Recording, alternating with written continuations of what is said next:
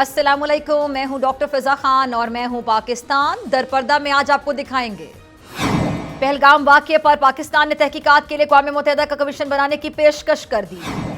अमरीकी नायब सदर का बयान भारत के लिए वार्निंग। टेलीग्राम पर लीक होने वाली खुफिया दस्तावेजात रॉ का चेहरा बेनकाब। और भारतीय खुफिया एजेंसी के साबिक सरबराह ने पहलगाम वाक़ये की जिम्मेदारी मोदी सरकार पर डाल दी।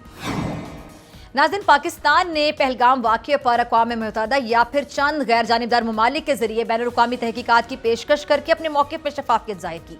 पाकिस्तानी वज़ीर दिफ़ा ख्वाजा आसिफ का कहना है कि जिसके हाथ साफ हों वही तहकीकात की दावत देता है। उनके बकौल भारत की तहकीकात कबूल ना करने की वजह उसका अपना खौफ और बेयकीनी है कि कहीं असल हक़ाइक़ दुनिया के सामने ना आ जाएं। पाकिस्तान ने अक़वाम मुत्तहिदा का तहकीकाती कमीशन बनाने या अमरीका, रूस, चीन जैसे बासर ममालिक की निगरानी में तहकीकात की दावत दी है, जिससे पाकिस्तान की अमन पसंदी और शफाफियत का इजहार होता है।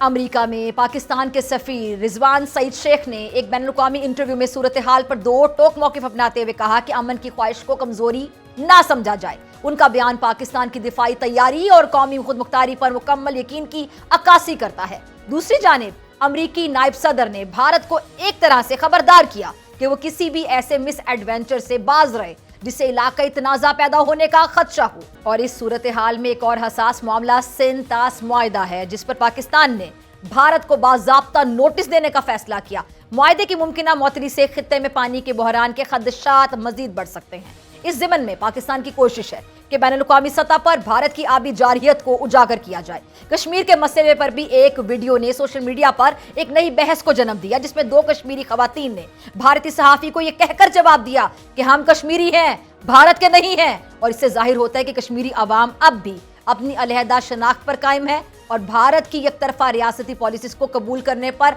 हरगिज़ आमादा नहीं। और नाज़रीन, भारतीय एजेंसी रॉ उसके साबिक सरबराह एएस दुलत ने पहलगाम हमले की जो जिम्मेदारी है वो मोदी सरकार पर डाल दी है। साबिक सरबराह ने कहा कि कश्मीर की सिक्योरिटी नई दिल्ली के हाथ में है, जिम्मेदारी भी उसकी बनती है। पहलगाम वाकया इसलिए हुआ कि वहां सिक्योरिटी थी ही नहीं।